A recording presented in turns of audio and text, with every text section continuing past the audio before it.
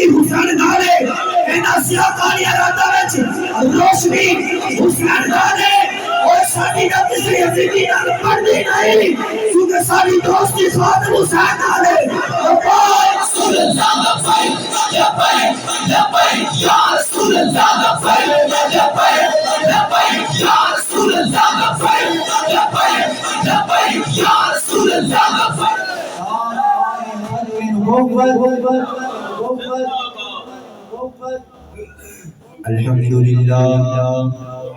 الحمد لله نحمده ونستعينه ونستغفره ونؤمن به ونعوذ بالله من شرور أنفسنا ومن سيئات أعمالنا من يهده الله فلا مضل له ومن يضلله فلا هادي له ونشهد أن سيدنا ومولانا محمد صلى الله تعالى عليه وسلم عبده ورسوله قال الله تبارك وتعالى في شأن حبيبه مخبرا وآمرا إن الله وملائكته يصلون على النبي يا أيها الذين آمنوا صلوا عليه وسلموا تسليما الصلاة والسلام عليك يا سيدي يا رسول الله وعلى آلك وأصحابك يا سيدي يا نور الله بلند آواز سے پڑھیے الصلاة سيدي يا شفيع المذنبين وعلى آلك وأصحابك يا سيدي يا خاتم النبيين عرش کی اکل دنگ ہے چرخ میں آسمان ہے جانے مراد اب کدھر جانے مراد اب کدھر آئے تیرا مکان ہے جانے مراد اب کدھر آئے تیرا عرش پہ تازہ چھیڑ تھا فرش پہ دلوا دو عرش پہ تازہ چھیڑ تھا فرش پہ دلوا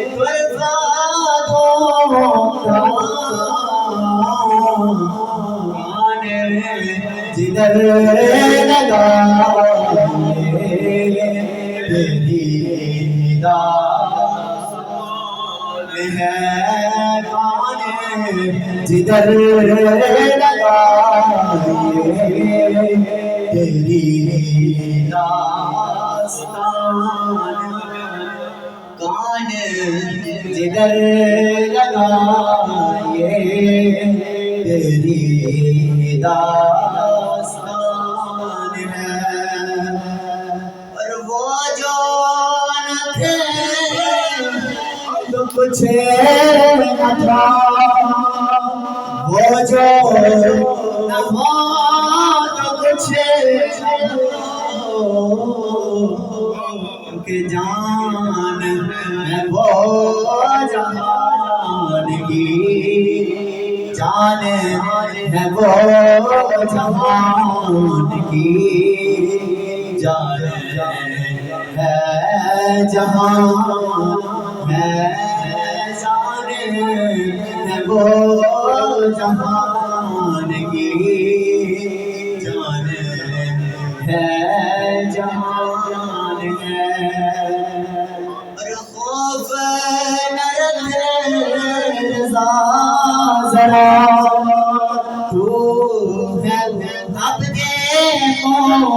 مصطفیٰ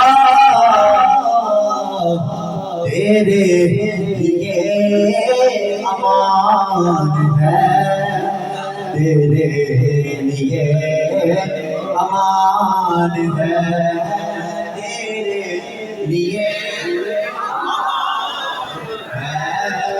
تیرے لیے امان ہے، عرش کی عقل تنگ ہے، جب میں آسمان ہے،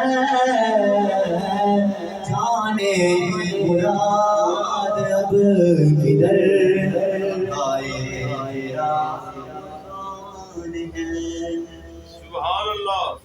اللہ رب العزت کی حمد و ثنا کے بعد درود و سلام بارگاہ سید الانبیاء محبوب کبریا شافی روز جزا نبی اکرم شفیع معظم تاجدار فاتحہ حضرت احمد مجتبی محمد مصطفیٰ صلی اللہ علیہ وسلم کی بارگاہ بے کس پناہ کے اندر درود و سلام ادب احترام پیش کرنے کے بعد معزز سامعین کرام، آج کی یہ رات بہت ہی فضیلت والی رات ہے۔ آپ یہاں تشریف لائے، یہاں پر چمکتے ہوئے چہرے بھی تشریف فرمان ہیں۔ دعا ہے کہ اللہ تعالیٰ ہمارے بڑوں کا اور ہمارے اساتذہ کا سایہ تا صبح قیامت ہمارے سروں پر قائم و دائم فرمائے۔ آج کی رات کے بارے میں تو ہمیں اچھی طرح جو دوائی دیں گے وہ قبلہ استاد گرامی ہیں۔ ہم نے صرف استادوں کا جو پڑھایا ہوا سبق ہے وہی آج صرف آپ کو سنانا ہے، اور استادوں کی موجودگی میں انشاءاللہ دعا ہے اللہ تعالیٰ حق سچ بات کرنے کی توفیق عطا فرمائے۔ تو آپ نے ایک مقدمہ ذہن میں رکھنا ہے، اور بات یہ ہے کہ کل انشاءاللہ آپ جانتے ہیں کہ کل انشاءاللہ ایک فتح کا دن ہے۔ اس دن کے بارے میں ہم نے چند اپنے پچھلے ماضی کے اوراق دیکھنے ہیں، اور کل ہم نے فیصلہ جو کرنا ہے وہ انشاءاللہ ہم وہی کریں گے جو ہمارے بزرگوں نے کیا ہے۔ حضرت سیدنا یوسف علیہ السلام پر جب تہمت لگائی گئی تو اس وقت شاہد شاہد من امرہا، آپ ہی کے گھر میں سے ایک گواہ نے گواہی دی، اور اتنی صاف شفاف گواہی دی جس سے یہ ثابت ہو گیا کہ حضرت سیدنا یوسف علیہ السلام آپ گناہ گار نہیں ہیں، آپ ہی سچے ہیں۔ اب وہ بچہ تھا کون؟ وہ ایک چھوٹا سا بچہ تھا جو دودھ پیتا تھا۔ اللہ تعالیٰ کی شان ہے، وہ جس کو مرضی چاہے بلا لے، وہ تو پتھروں سے نکلنے پڑھوا دیتا ہے، یہ تو پھر بھی ایک بچہ تھا، بولنے کی صلاحیت رکھتا تھا۔ تو وہ بچہ بول پڑا، اس نے حضرت سیدنا یوسف علیہ السلام کی ناموس پر پہرا دیا۔ تو اب حضرت سیدنا یوسف علیہ السلام مصر کے بازار میں غلام بن کر آئے، تو سدا وقت ایک نہیں رہتا، ہمارے بابا جی فرماتے تھے ایک وقت آیا کہ سیدنا یوسف علیہ السلام کو اللہ تعالیٰ نے مصر کا بادشاہ بنا دیا۔ جب بادشاہ بنے نا تو لما تولا یوسف ملک مصر اراد ان یتخذ وزیرا، جب حضرت یوسف علیہ السلام مصر کے بادشاہ بنے تو آپ نے یہ تمنا کی، دل میں یہ چاہت پیدا ہو گئی کہ میرے لیے ایک وزیر ہونا چاہیے۔ اب چاہت نبی کے دل میں پیدا ہوئی، اور مشورہ دینے کے لیے آسمان سے جبریل نازل ہو گیا۔ فَأَمَرَهُ جِبْرِيلٌ أَن يَتَّخِذَ الصَّبِيَّ الَّذِي شَهِدَ لَهُ، حضرت جبریل امین آئے اور عرض کی اے نبی اللہ، اگر آپ نے اپنا وزیر بنانا ہے آپ اس بچے کو بنائیں جس نے چھوٹے ہی ہونے کی عمر میں آپ کی ناموس پر پہرا دیا۔ اچھے بات سے کہیں سبحان اللہ، اور اچھی بات سے سبحان اللہ۔ اب وزیر کون بنے؟ وہ چھوٹا بچہ جس نے حضرت یوسف علیہ السلام کی عزت پر پہرا دیا، یہ حضرت یوسف علیہ السلام ہے۔ اب آئیں آگے چلتے ہیں، حضرت سلیمان علیہ نبینا علیہ السلام واقعہ مشہور ہے کہ ایک تخت لے کر آنا تھا، تو آپ نے اپنی مجلس میں اعلان فرمایا ایّکم یأتینی عرشہا، تم میں سے کون ہے جو اس کا تخت میرے پاس لے کر آئے گا؟ 3 میل دور تک پڑا ہوا ہے، بہت بڑا ہے تخت، بہت بڑا ہے، کون لے کر آئے گا؟ ایک کھڑا ہوا، اس نے وقت تھوڑا سا زیادہ مانگ لیا، آپ نے فرمایا تم بیٹھ جا۔ اب قال الذی عنده علم من الکتاب، اب ایک وہ کھڑا ہو گیا جس کے پاس کتاب میں سے علم تھا، اس نے کہا ہے نبی اللہ میں تخت لے کر آتا ہوں، اتنی دیر تک جتنی دیر آپ نے اپنی آنکھ جھپکی، بس اس دیر سے پہلے اب وہ الذی عنده علم من الکتاب، جس کے پاس کتاب میں سے علم تھا، وہ کون تھا؟ روح البیان کے مصنف اسماعیل حلبی علیہ الرحمہ لکھتے ہیں ہوا آصف البرخیا ووزیرہ وقادمہ ومؤدبہ فی سورہ، کہ وہ آصف البرخیا ان کا نام تھا، اور وہ حضرت سلیمان علیہ السلام کے وزیر بھی تھے، آپ کے کاتب بھی تھے، اور یہ بڑے ہو کر نہیں، فی صغرہ، بچپن میں ہی انہوں نے آپ کو اپنا وزیر بنا لیا۔ اب یہ ہو گیا کہ حضرت آصف البرخیا حضرت سلیمان علیہ السلام کے وزیر ہیں۔ اب آپ ایک بات یاد رکھیں، ما فی الکتاب من حرکات و سکنات و الفاظ لا یخلو عن الحکمہ، قرآن پاک کی کوئی حرکت ہو، سکنات، الفاظ، کوئی لفظ وہ رب تعالیٰ کی کسی حکمت سے خالی نہیں ہے۔ اب یہاں پر کیا نبی علیہ السلام خود وہ تخت نہیں لا سکتے تھے؟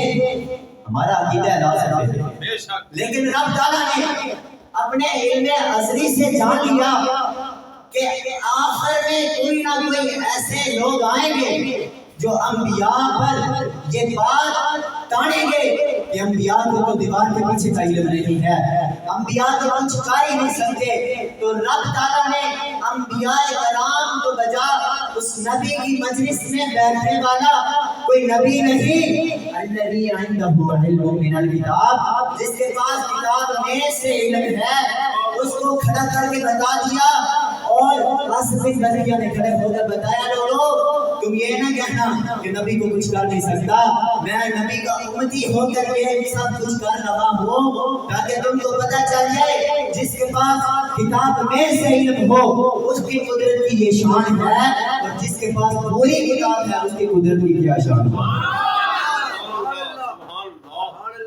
انہوں نے قیامت تک کے لیے اولیاء اور اپنے نبی اور تمام انبیاء کی اس ناموس پر عزت کا پہرا دیا تاکہ وہ نبی علیہ السلام کی عزت پر کوئی حرف نہ آنے دیں، کوئی آپ کے بارے میں کوئی غلط الفاظ نہ کہہ دیں۔ انہوں نے یہ حکمت تھی کہ اسی وقت الذی عنده علم من الکتاب، جس کے پاس کتاب کا علم تھا، اس نے کھڑے ہو کر یہ واضح کر دیا کہ جب ایک غلام یہ کام کر سکتا ہے تو پھر آقا کی کیا شان ہوگی۔ اب یہ حضرت سلیمان علیہ السلام ہے، آگے اب ہمارے آقا مولا صلی اللہ علیہ وسلم،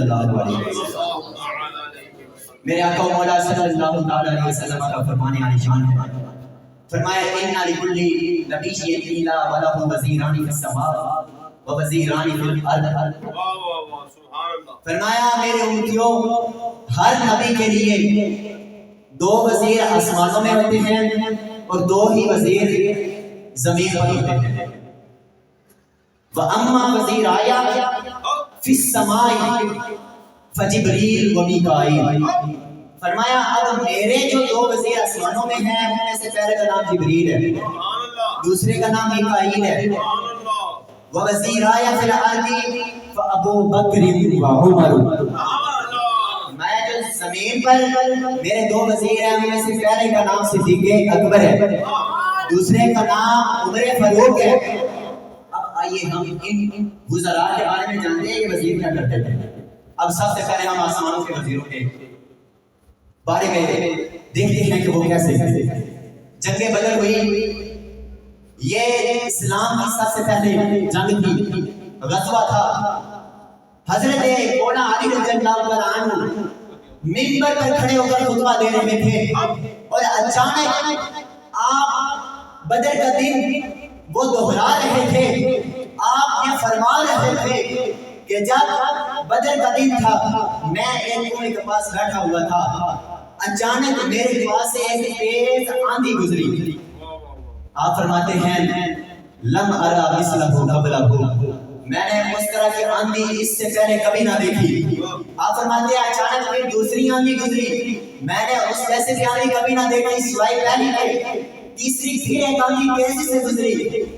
آپ فرماتے ہیں میں نے ان تینوں آندھیوں جیسے کوئی آندھی نہ دیکھی. اب آپ ان تینوں آندھیوں کے بارے میں بتا رہے ہیں کہ یہ تین آندھیاں تھی کیا. آپ فرماتے ہیں فکانت الريح الاولى جبرائیل نازل فی الف من الملائکۃ مع رسول اللہ صلی اللہ علیہ وسلم.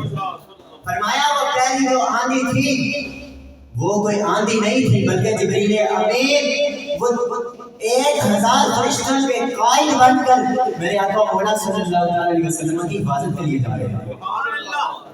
وکانت الريح الثانیہ ومیکائیل نازل فی الف من الملائکۃ عن یمین رسول اللہ صلی اللہ علیہ وسلم. اب دوسری جو آندھی تھی وہ کوئی آندھی نہیں تھی بلکہ وہ حضرت میکائیل علیہ السلام تھے کہ جو 1000 فرشتوں کے قائد بن کر میرے آقا مولا صلی اللہ علیہ وسلم کے دائیں جانب جا رہے تھے. وکانت الريح الثالثہ هو اسرافیل نزل فی الف من الملائکۃ عن میسرۃ رسول اللہ صلی اللہ علیہ وسلم. اور تیسری جو آندھی تھی وہ کوئی آندھی نہیں تھی بلکہ وہ حضرت اسرافیل علیہ السلام تھے جو 1000 فرشتوں کے قائد بن کر وہ رسول اللہ صلی اللہ علیہ وسلم کی دائیں جانب کھڑے ہو کر رسول اللہ صلی اللہ علیہ وسلم کا دفاع کر رہے تھے. یہ ہو گیا فرشتے. اب دو وزیر جو میرے آقا مولا صلی اللہ علیہ وسلم کی زمین پر ہیں، یاد رہا کہ حضرت سلیمان علیہ السلام کے وزیر ہیں، حضرت یوسف علیہ السلام کے وزیر وہ بھی ہو گئے. اب میرے آقا مولا صلی اللہ علیہ وسلم کے دو وزیر جو آسمانوں میں ہیں وہ بھی ہو گئے. ان میں سے ایک جبریل کا تو میرے آقا مولا صلی اللہ علیہ وسلم نے خصوصاً ذکر کیا. علی بن عباس رضی اللہ عنہ قال رسول اللہ صلی اللہ علیہ وسلم یوم بدر. حضرت ابن عباس رضی اللہ تعالیٰ فرماتے ہیں کہ رسول اللہ صلی اللہ علیہ وسلم نے بدر کا دن یہ فرمایا ھذا جبریل آخر برأسی فرسہ علیہ عداد الحرب. آقا مولا صلی اللہ علیہ وسلم نے فرمایا اے ابن عباس یہ گھوڑے پر سوار جبریل ہیں جو گھوڑے پر اپنا جنگی لباس پہن کر میرے دشمنوں سے لڑنے کے لیے جا رہے ہیں. یہ کون ہے؟ میرا کرے کھڑا یہ میرے وزیر ہیں. اور وہ کرنے کیا جا رہے تھے؟ حضور کا دفاع کرنے جا رہے تھے، حضور کی عزت پر پہرا دینے جا رہے تھے. اب حضرت ابوبکر صدیق رضی اللہ تعالیٰ عنہ، حضرت عمر فاروق رضی اللہ تعالیٰ عنہ راوی ہیں، مشکوٰۃ شریف کی حدیث ہے کہ جب رسول اللہ صلی اللہ علیہ وسلم کا وصال مبارک ظاہری وصال مبارک ہوا تو ارتدت العرب، اکثر عرب کے لوگ مرتد ہو گئے، ہر طرف سے فتنے کھڑے ہو گئے. تو میرے آقا مولا صلی اللہ علیہ وسلم کا یہ جان نثار صدیق اکبر رضی اللہ عنہ آپ اچانک آپ نے اعلان کر دیا، آپ نے فرمایا ادھر سے وَأَنْكَرُ الزَّكَاةَ، انہوں نے زکات کا انکار کر دیا. حضرت صدیق اکبر رضی اللہ تعالیٰ عنہ نے فرمایا کہ میں منکرین زکات سے جہاد کروں گا. ہاں یہاں تک کہ اگر انہوں نے ہمارے زکات میں سے اونٹ لائے اور اونٹ کی نکیر نہ لے کر آئے تو صدیق اکبر بھی ان سے جہاد کریں گے. حضرت عمر فاروق رضی اللہ تعالیٰ نے ہاتھ جوڑے کہ یا صاحبی آپ ایسا نہ کریں، ابھی حالات بہت خراب ہیں تو آپ جتنا ہو سکے ہاتھ آہستہ رکھیں تو آہستہ آہستہ ہم کر لیں گے. اب دیکھیں حضرت صدیق اکبر رضی اللہ تعالیٰ عنہ نے کیا فرمایا کہ قد انقطع الوحی وتم الدین، فرمایا وحی منقطع ہو گئی ہے، اب وحی کا سلسلہ ختم ہو گیا کیونکہ میرے آقا مولا صلی اللہ علیہ وسلم ظاہری طور پر دنیا میں تشریف فرما نہیں ہے اور تم الدین، فرمایا اب دین سارا کا سارا مکمل ہو چکا ہے۔ اس کی طرف آیت مبارکہ بھی اشارہ کرتی ہے الیوم اکملت لکم دینکم، کہ آج کے دن سارا کا سارا دین میں نے تمہارے لیے مکمل کر دیا۔ تو حضرت صدیق اکبر رضی اللہ تعالیٰ عنہ نے فرمایا تم الدین، کہ جب دین مکمل ہو گیا اینقصوا وانا حی، فرمایا اب وہ جب مکمل ہو گیا ہے تو وہ نقصان کم کیسے ہو سکتا ہے میرے ہوتے ہوئے۔ فرمایا صدیق اکبر زندہ رہے اور حضور صلی اللہ علیہ وسلم کا دین کوئی کم کرتا رہے، فرمایا مجھے یہ گوارا نہیں ہے، میں منکرین زکات سے، میں منکرین سے جہاد کرتا رہوں گا اور ان کو اپنے آقا مولا صلی اللہ علیہ وسلم کے دین کی طرف واپس لے کر آؤں گا۔ تاجدار ختم نبوت زندہ باد، تاجدار ختم نبوت زندہ باد، زندہ باد۔ تو یہ وہ پہلے وزیر ہیں جو زمین پر رہتے ہیں میرا آقا مولا صلی اللہ علیہ وسلم۔ اب دوسرے وزیر حضرت عمر فاروق رضی اللہ تعالیٰ عنہ، حکایت ہے ان غلمان من اہل بحرین خرجوا یلعبون بالسوارج، کہ بحرین کے کچھ چند بچے، چھوٹے چھوٹے بچے، وہ اپنے گھر سے باہر نکلے ہاکی کھیلنے کے لیے۔ کیا کھیلنے کے لیے؟ کیا کھیلنے کے لیے؟ ہاکی کھیلنے کے لیے۔ وہ ایک ڈنڈا ہوتا ہے اور ساتھ ایک بال ہوتی ہے، اس کو کھیلا جاتا ہے۔ وَأُسْقُفُ الْبَحْرَيْنِ قَاعِدٌ، جہاں گراؤنڈ پر وہ کھیل رہے تھے نا، سامنے بحرین کا پادری جو تھا نا وہ بیٹھا ہوا تھا۔ اب کھیلتے کھیلتے ہوا یوں کہ وہ جو گیند تھی، بال تھی، وہ گئی اور پادری کو جا کر لگی اور پادری نے وہ گیند ضبط کر لی۔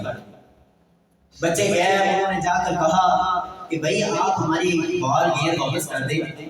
بہت کرنے ملتے کرتے رہے لیکن اس نے بال واپس نہ کی، یہاں تک کہ فقال غلام منہم، ان بچوں میں سے ایک بچے نے کہا،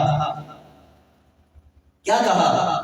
اس نے کہا سألتک بحق محمد صلی اللہ علیہ وسلم الا رددت علینا، اس نے کہا یار تو ایسے تو نہیں دے رہا، چلو میں تجھے نا، اب وہ تو پادری تھا، اس نے کہا میں تجھے اپنے محمد صلی اللہ علیہ وسلم اپنے نبی کی تجھے واسطہ دیتا ہوں، تو گیند واپس کر دے۔ اب بجائے یہ کہ وہ گیند واپس کرتا فابا وسب رسول اللہ صلی اللہ علیہ وسلم، اس نے گیند واپس نہ کی بلکہ رسول اللہ صلی اللہ علیہ وسلم کی شان میں نازیبا الفاظ کہے گستاخی کی۔ اب وہ بچے تو تھے، بچے کھیل رہے تھے لیکن فَأَقْبَلُوا عَلَيْهِ بِسَوَارِجَتِهِمْ، ان کی غیرت نے گوارا نہ کیا کہ ان کے نبی کی عزت پر کوئی حرف ہے، انہوں نے وہی ہاتھی جو ان کے پاس تھی اسی کے ساتھ اس پر ٹوٹ پڑے۔ تو کیا ہوا؟ فَمَا زَالُوا يَخْدِبُوا حَتَّى مَاتَ، وہ اس کو مارتے رہے یہاں تک کہ اس کو واسطے جہنم کر دیا۔ تو جب یہ سارا کچھ ہو چکا فرفع الى عمر رضی اللہ عنہ، اب یہ معاملہ حضرت عمر فاروق رضی اللہ تعالیٰ عنہ کا دور تھا، آپ کے پاس یہ معاملہ آ گیا تو حضرت عمر فاروق رضی اللہ تعالیٰ عنہ یہ وہ ہیں جو زمین پر دوسرے وزیر مانے جاتے ہیں۔ میرے آقا صلی اللہ علیہ وسلم کے زبان مبارک سے یہ نکلا ہوا ہے کہ زمین پر میرے دو وزیر ہیں، پہلا صدیق اکبر کا، دوسرے عمر فاروق ہیں۔ اب حضرت عمر فاروق رضی اللہ تعالیٰ عنہ نے وہ ان مجاہدین کو، ان غازیوں کو تختے پر نہیں لٹکایا، ان غازیوں کو جیل میں بند نہیں کیا، بلکہ راوی کہتے ہیں وَبَاللَّهِ مَا فَرِحَ بِفَتْحِ وَلَا غَنِیمَةٍ كَفَرْحَتِهِ بِقَتْلِ الْغِلْمَانِ، راوی کہتے ہیں رب تعالیٰ کی قسم ہے، قسم اٹھا کر کہہ رہے ہیں رب تعالیٰ کی قسم، ہم نے حضرت عمر فاروق رضی اللہ تعالیٰ عنہ کو نہ کبھی کسی فتح پر اتنا خوش ہوتے ہوئے دیکھا، نہ کبھی کوئی غنیمت ملنے پر اتنا خوش ہوتے ہوئے دیکھا جتنا ان بچوں کے اس کارنامے سے آپ کو خوش ہوتے ہوئے دیکھا۔ اب حضرت عمر فاروق رضی اللہ تعالیٰ عنہ نے پھر کیا کیا؟ اس کا معاملہ ہم نے فرمایا پھر کیا ہوا؟ وَأَهْدَرَ دَمُ الْأُسْقُفِ، اس پادری کا جو خون تھا نا آپ نے اس کو رائیگاں قرار دے دیا. ہم نے فرمایا بچو جو تم نے کیا ہے وہ صحیح کیا ہے، اس کا تو یہی حال ہونا چاہیے. اسی طرح ہمارے بابا جی علیہ رحمۃ فرماتے ہیں جو انہوں نے حدیث مبارکہ ہمارے دلوں میں ڈال دی وہ یا کیا تھی؟ من سب نبیًا، ایسے نہیں بھائی، من سب نبیًا، من سب نبیًا، من سب نبیًا. اب ہم نے صرف نتیجہ نکالنا ہے.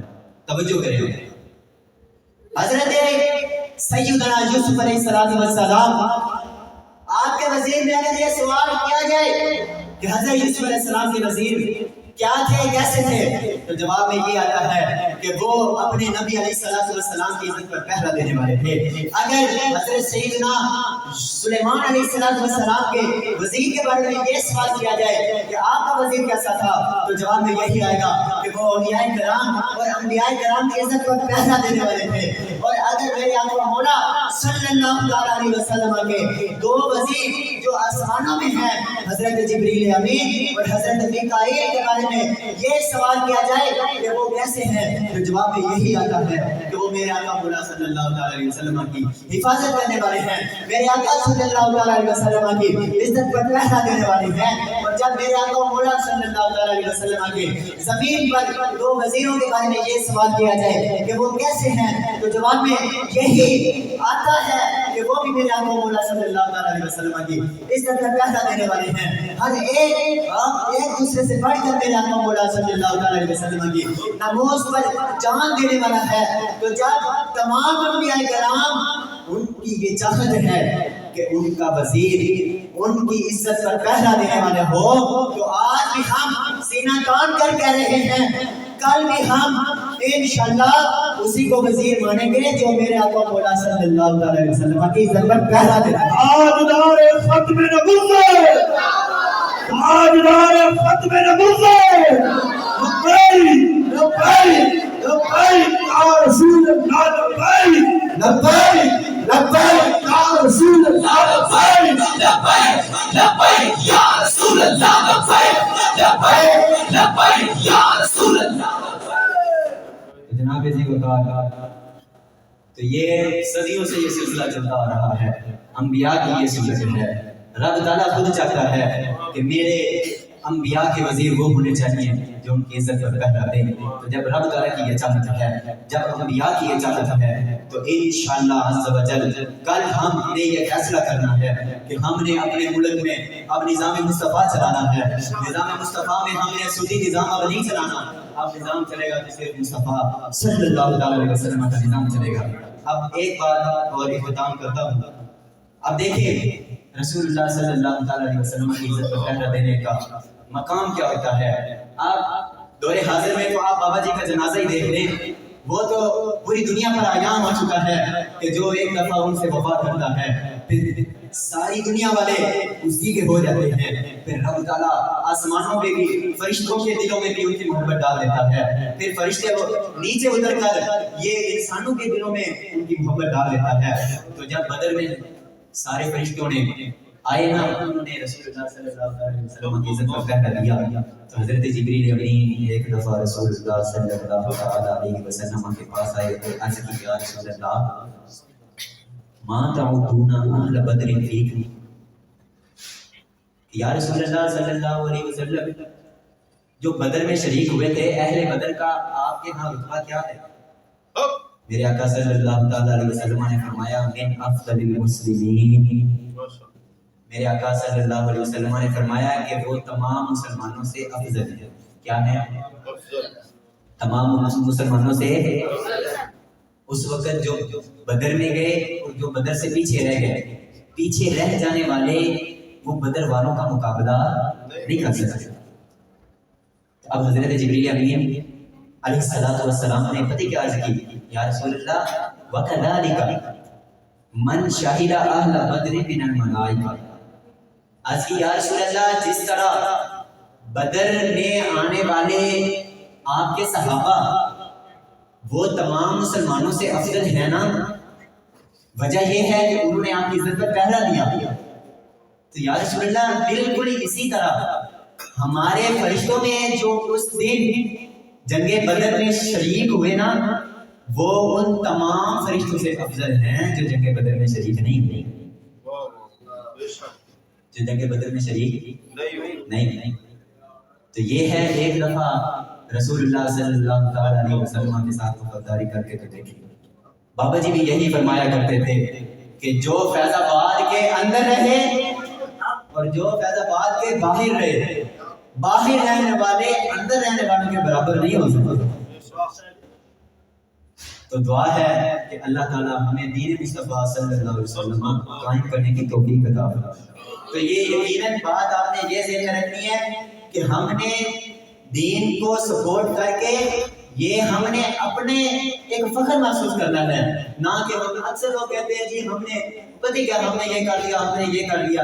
ارے بھائی قرآن کی یہ نص ہے، رسول اللہ صلی اللہ علیہ وسلم کو رسول اللہ تعالیٰ نے مخاطب کر کے فرمایا حبیب یمنون علیک نسلم، کہ حبیب کیا یہ اسلام لانے کی وجہ سے آپ پر احسان کرتے ہیں؟ اے حبیب آپ ان سے فرما دیے لا تمنوا علی اسلامکم، اپنے اسلام کی وجہ سے تم ہم پر احسان نہیں کرتے، بل اللہ یمن علیکم ان ہداکم، بلکہ اللہ تعالیٰ کا یہ تم پر احسان ہے کہ وہ تم کو ہدایت کی راہ دیتا ہے، ہدایت دیتا ہے، اسلام کی ہدایت دیتا ہے۔